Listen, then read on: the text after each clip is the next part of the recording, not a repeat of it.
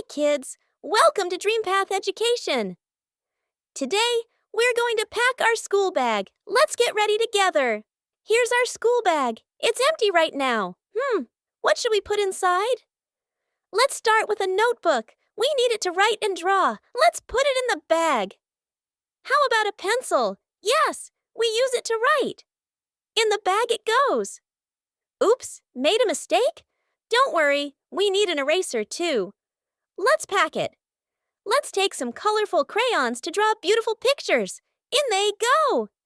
Don't forget your lunch. A healthy lunchbox keeps us strong. Let's add it to the bag. And a water bottle to stay fresh and hydrated. Perfect. Should we take this toy? No! That's for home time, not school. Great job. Our bag is packed and ready.